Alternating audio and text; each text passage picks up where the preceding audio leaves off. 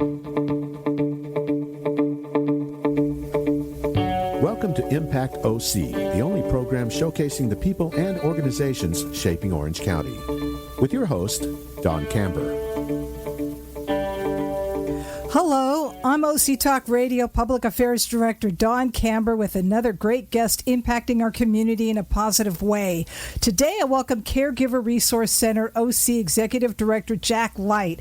The not-for-profit agency helps Orange County families master the challenges of caring for a frail adult over the age of 60 or care for an adult who has brain-impairing conditions including Alzheimer's disease, Parkinson's disease, ALS, and traumatic brain injury. It's sponsored by the St. Jude Medical Center and is funded in part through a grant from the California Department of Aging as allocated by the Orange County Board of Supervisors through the OC Office on Aging. The Caregiver Resource Center OC is part of a statewide system of caregiver resource centers contracted through the California Department of Healthcare Services. Thank you, Jack, for being on Impact OC. You're welcome, and thank you for naming all our sponsors. I just want to assure everybody that we're not some big governmental entity, that we are a small nonprofit here in Orange County, sponsored by Providence St. Jude Medical Center.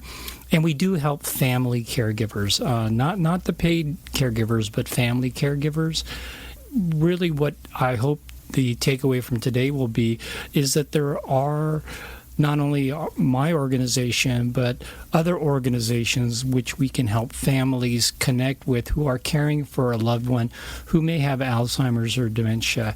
Primarily, our services are for adult family caregivers, and they come in all ages. Some are the quote-unquote millennials, and others are spouses of their loved ones who happen to be suffering from or having memory impairments, anything from Alzheimer's to Parkinson's or Huntington's disease, ALS, or have had a traumatic brain injury. Our services are free. That's another great takeaway, and that we are not means tested, and that's just a fancy way of saying that you don't have to have a certain income to qualify for our services. Obviously, we accept any contributions as a nonprofit. Part of how we function is through collecting just information, demographic data, so that we continue to improve our efforts in helping those in need. So primarily, the best way to get in touch with us is to go to our website, which is caregiveroc.org. And there you'll find a lot of information about what we have to offer. And again, those services are free. Or you can call our offices, and our number's there. But if you have a pencil handy, it's 714-446-5030.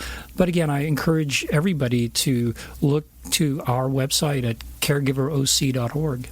How should caregivers approach their duties?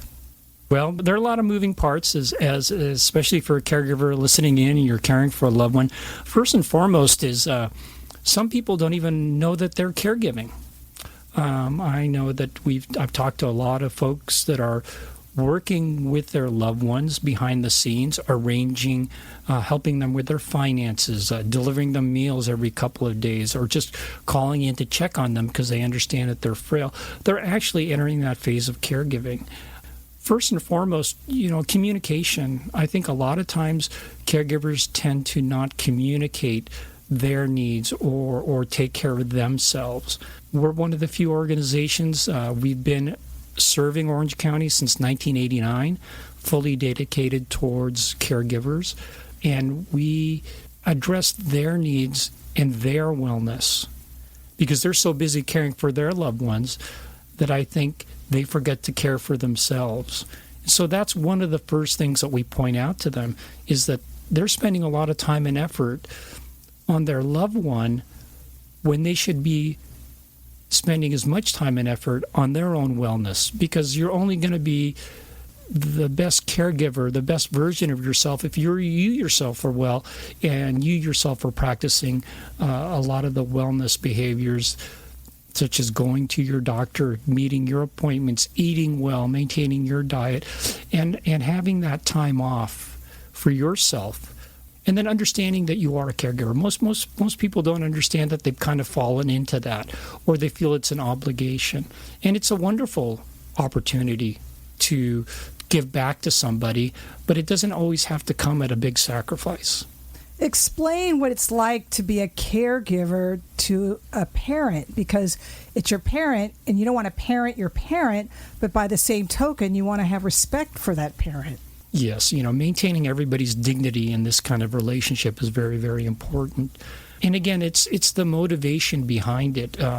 It's a very dynamic relationship that you have with either your parent or an aunt or an uncle, or just even a neighbor that you have deemed to be a family member, and maintaining that person's dignity. And obviously when somebody in our case, has a cognitive impairment, and they may not be able to communicate their needs that well, one is understanding the impairment itself, what the person can and can't do, so that's part of it, but not overemphasizing that.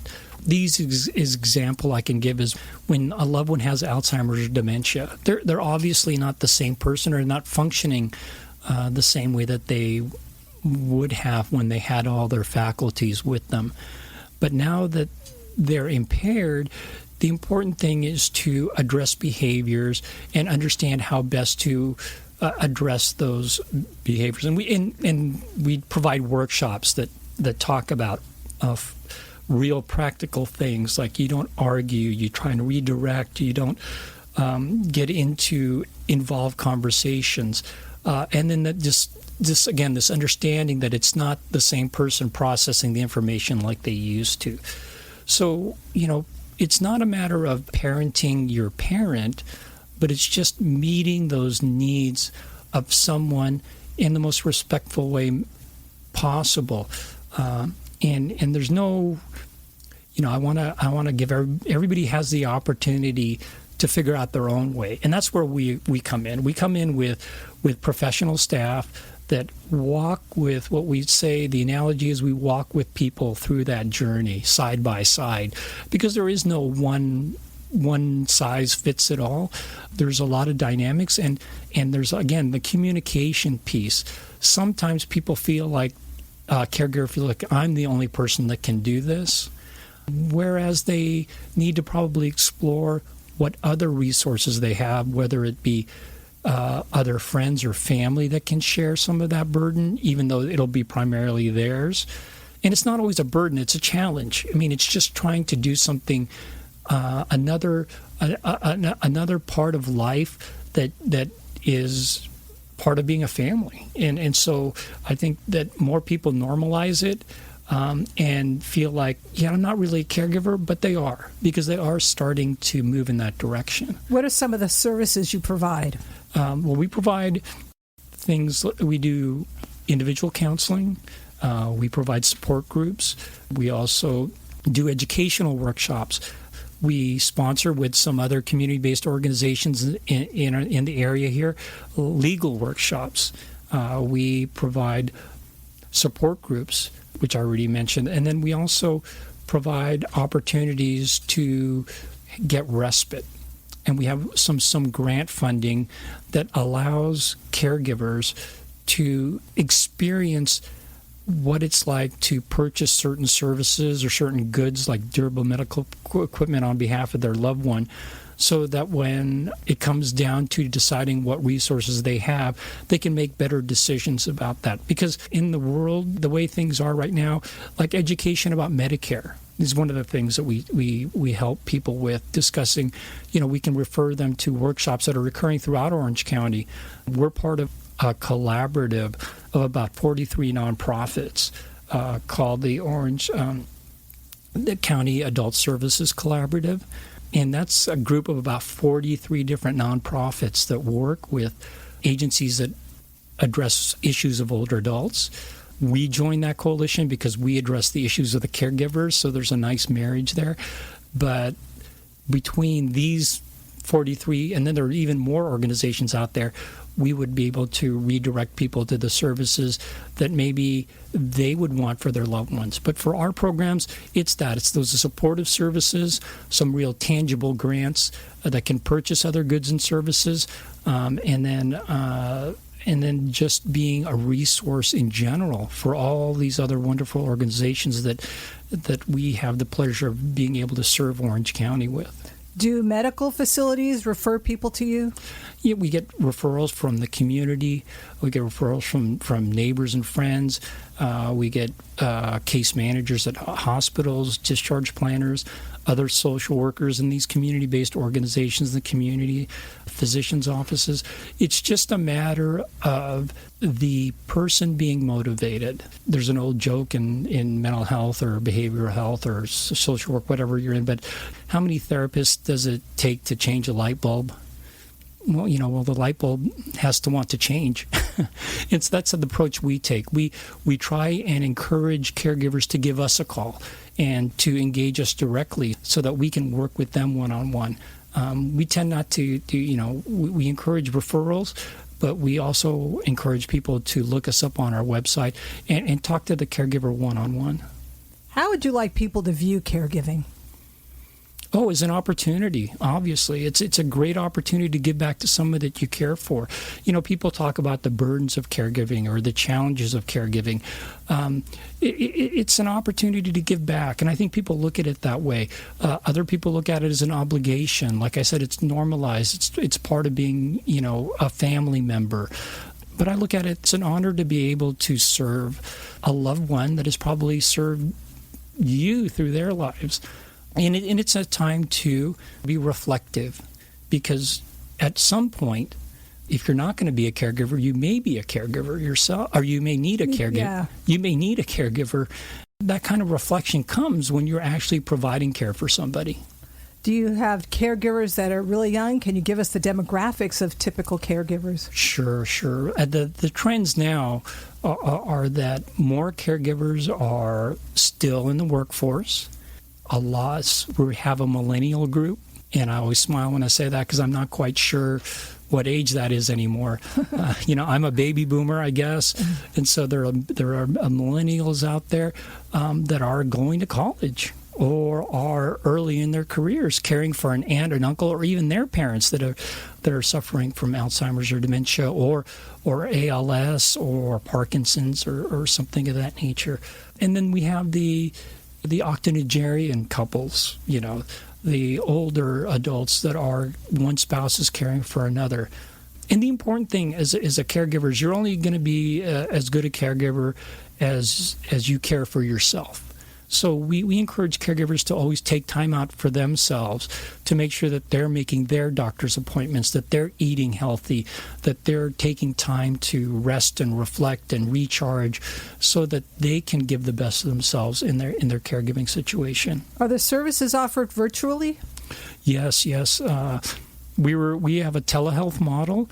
That's a great question. We do things virtually. We also come to your home and do an assessment there if you like.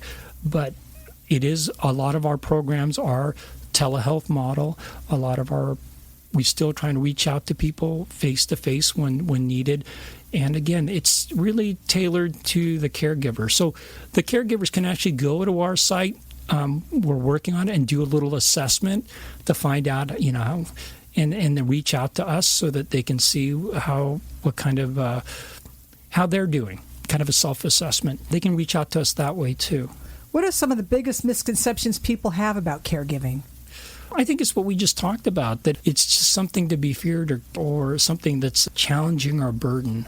I think that the biggest misconception about caregiving is that it's always going to be difficult. It is definitely something that you have to plan for, and if you didn't plan for it, yes, there can be challenges, but they can be overcome.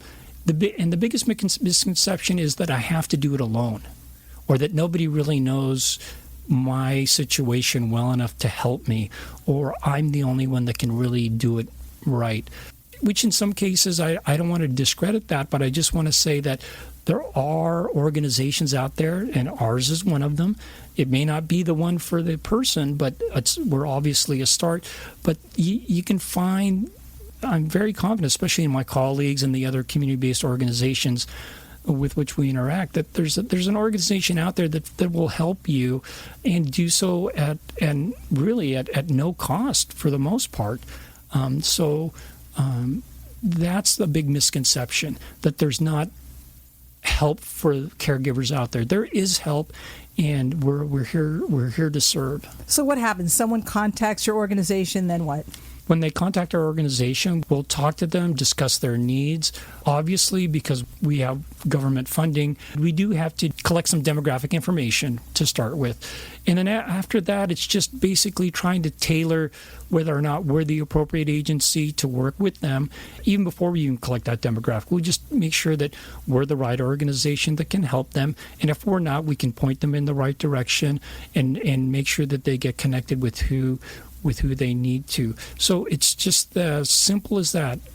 Making that first phone call, sending us a message through an email that they can put through our website, and we would just go from there. And again, our services are free. You don't have to give us we don't take any financial information that would ask you as to whether or not that would qualify you for our program. So that's all off the table. It's just a matter of having that first conversation. Give us the website again, please. Sure. It's caregiveroc.org and the www in front of that. And again, it's as easy as just looking at that, seeing if it's for you. And then again, it's always worth giving us a call, because if we're not the organization that can help you, we might be able to point you in the right direction. Thank you, Caregiver Resource Center OC Executive Director Jack Light, for being on Impact OC. And I thank everyone for tuning in. I'm OC Talk Radio Public Affairs Director Dawn Camber. Have an impactful day. Thank you, Dawn. You've been listening to Impact OC, the only program showcasing the people and organizations shaping our community. Right here on Orange County's only community radio station, OC Talk Radio.